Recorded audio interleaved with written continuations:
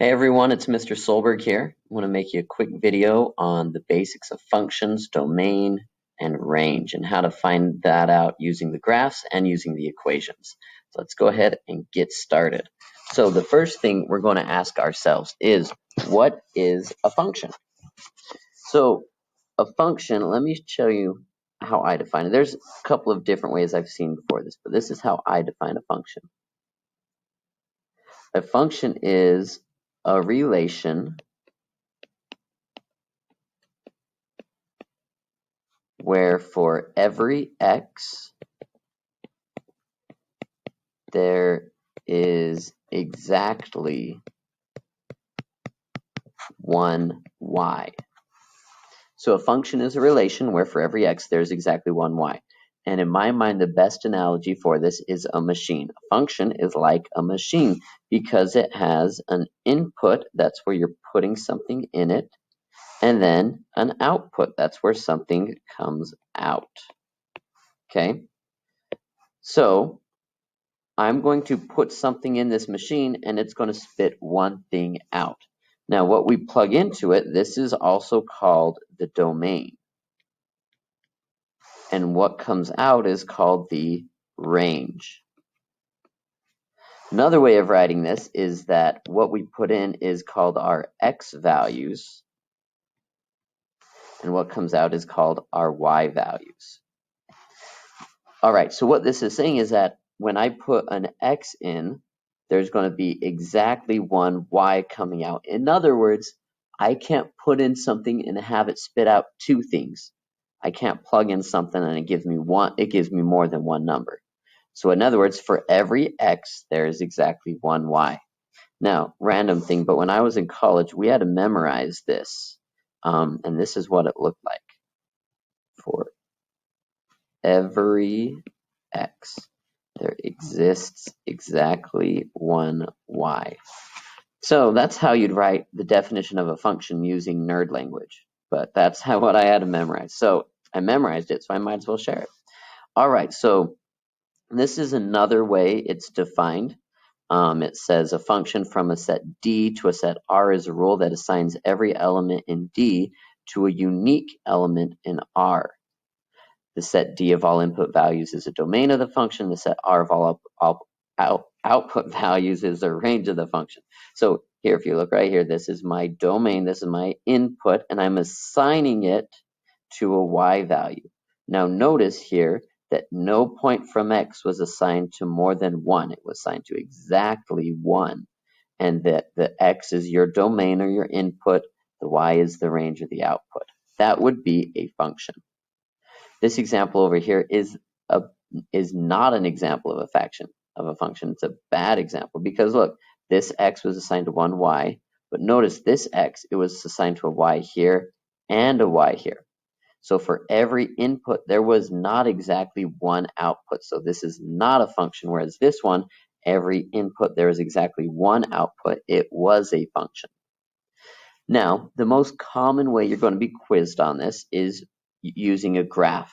What you're going to use is the vertical line test. You've seen that before.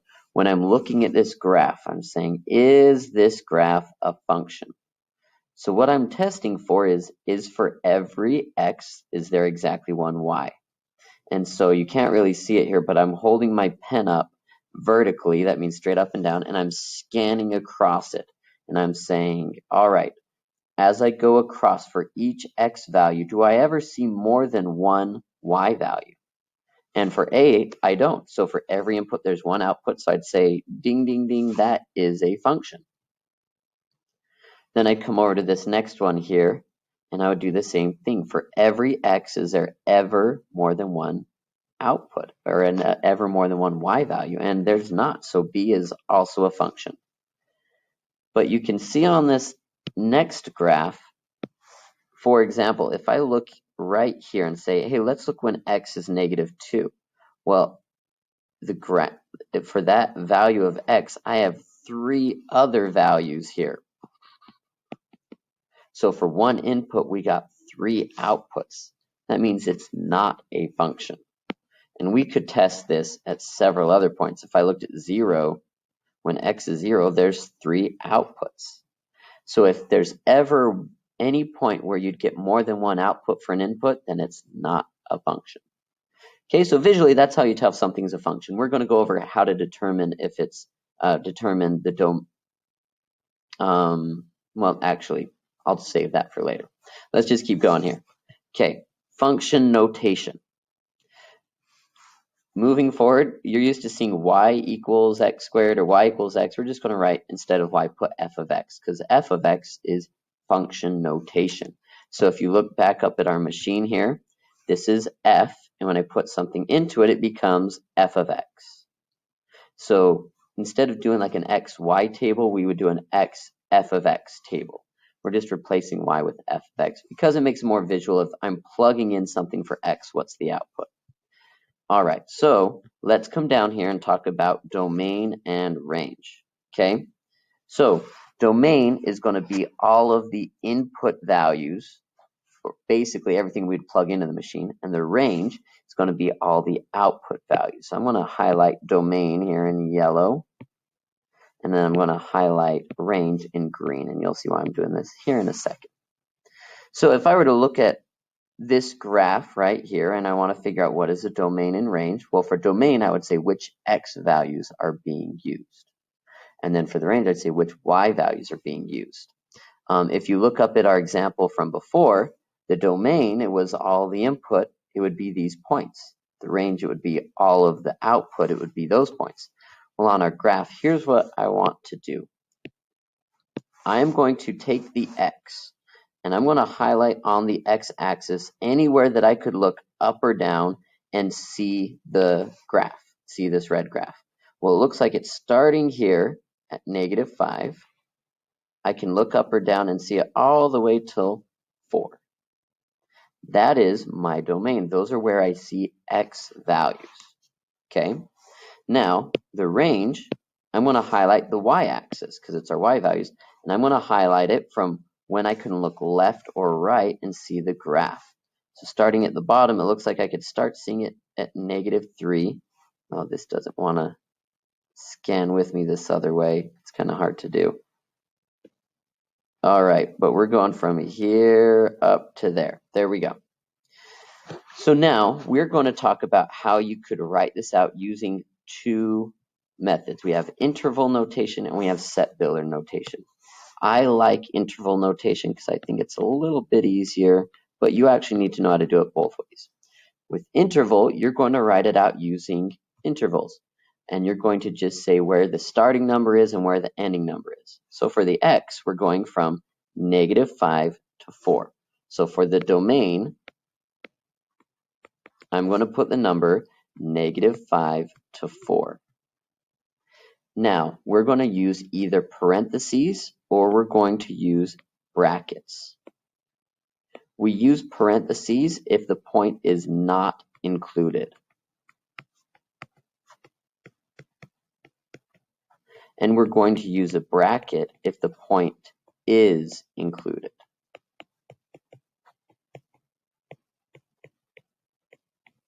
So when we're looking at this graph right here, our starting point was at -5. And at -5, do we include this point?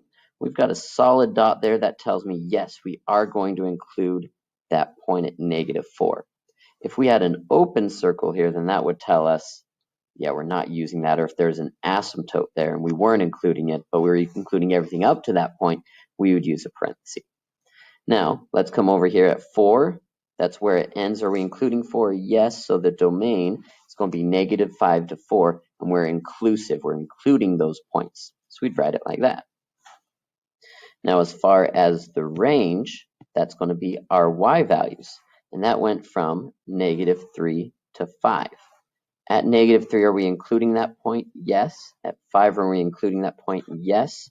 So I'm just going to use brackets again and write -3 to 5. All right, so now that's how you'd write the domain and range in interval notation. Now, when we're talking about set builder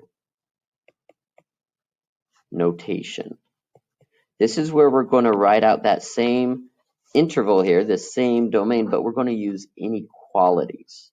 So if you remember inequalities, we have less than, greater than, less than or equal to, and greater than or equal to. So when we're looking at domain, we're going to be referring to our x values. So the x values, what I'm going to do first, I put this fancy little parenthesis, it's called a brace, and I put an x here to say, hey, I'm doing domain, and I put up a little line. And what I need to do is say, what is x between? Well, x was between -5 and 4. So x, it's greater than -5, and it's actually greater than or equal to, because we're including that point, but it's less than or equal to 4. So how I'm going to write that is I'm going to put right here, x is greater than or equal to -5, but x is less than or equal to +4. I'm going to close that parentheses. Now notice that's saying the exact same thing here. We're going from -5 inclusive to 4 inclusive. It's just this is called set builder notation. And sorry, that T was really bad there. Set builder notation. And this is interval notation. Let's do another example here for range. Now we're looking at the y values, and we want y, it's got to be less than or equal to 5, but greater than or equal to -3. So we're going to do a very similar thing. We're going to go in and put y right here, so that way we know its range. Y is greater than or equal to -3, but it's less than or equal to +5. And there we go. We have now written our domain and range in both interval and set builder notation. If I don't specify, it means you can use either method. But if I say use one or the other, both, make sure you're following the instructions. So let's try a couple of examples, okay? Here are 3 graphs, and I want you to find the domain and range for each. Now, I also want you to check, are they a function? If I just do the vertical line test on this, all 3 pass. So they're all functions, cool. Now, let's do the domain and range. I'm going to do this first one in interval and then set builder and kind of just go back and forth. So let's look at number 1. First off, I want to highlight it just so I can make sure I'm on the same page. It has an endpoint here at 5, and then it kind of goes down like this. And remember, that arrow means it's going to keep going and going and going and going. So the domain for the x values, I'm going to highlight which x values are used. What just happened? Sorry, that just switched lessons on me. All right. Okay, so I'm going to highlight, well, it looks like it starts like this 5 is the highest point, and then it's just going to keep going and going and going like that, okay? So for the x, it's going to keep going all the way to the left. So how do we write it out if it's going to the left? Well, it's going to go all the way to -infinity. And then it comes all the way to 5. So it goes from -infinity to 5. Question is, do we use parentheses or brackets? Well, remember, we use brackets if we contain it, and we do contain 5. Can you contain infinity? No. So unless you're Thanos. But we're going to just actually put a parentheses there so that it's parentheses -infinity to 5. All right, now for the range, we're going to look at our y values. So I'm going to highlight here the highest y value we got was at 2. And then it just goes all the way down like that. So it'll be kind of similar because it just keeps going down and down. And we always do our intervals from the smallest to biggest. So this is going to go from -infinity all the way up to 2, and it does include 2. All right, okay, there's it, number 1. Let's go to number 2. Now notice number 2 is a little different because it has this open circle. That open circle means we contain everything up to that point, but not that point. That's going to make a difference in how we write this out. All right, so I've traced this, and I'm going to do this one in set builder notation. Let's start off just that same way. I'm going to highlight which x values are we using. Well, it looks like we're between -5 and -2. However, we're not including those points. So if I'm going to write this out, I'm going to put my fancy brace here and say we're talking about our domain, our x values. And we're going to say that x needs to be less than, so it's less than -2, but it's not less than or equal to because we're not including it. But then x needs to be greater than -5. But notice we're not using those points. So there we go. X is greater than -5, but it's less than -2. Now let's go and switch to the range. When we're talking about range, that's our y values. We're going to say which y values are used here. And this is a little more spread here. We're going all the way from -4 to +4. But again, we're not including those points because we have open circles. So I'm going to have a brace here and say we're doing our range, so it's y values. And we're going from y needs to be less than +4, but y needs to be greater than -4. Now, make sure you're careful with, are you using greater than or equal to it? Are you including the point or not? And whether it has a solid dot or a open circle, that's a good indicator. Also, you'll get into somewhere you see asymptotes. Okay, let's look at number 3. I'm going to do interval notation here. Let's start by tracing it. I've got an open circle and then an arrow, which means it keeps going and going and going. So for the x values, I'm going to highlight all the way from -4, and then it's just going to keep going and going. So I'm going to write that all the way from -4. Oop, I thought I switched over there. Let me get my red pen. -4 to infinity. Now we can't contain infinity, and -4 is an open circle, so that's also in parentheses. For the y values, we're going to go and highlight the y-axis where we see y values, and it was here at from -1 all the way up to infinity that way.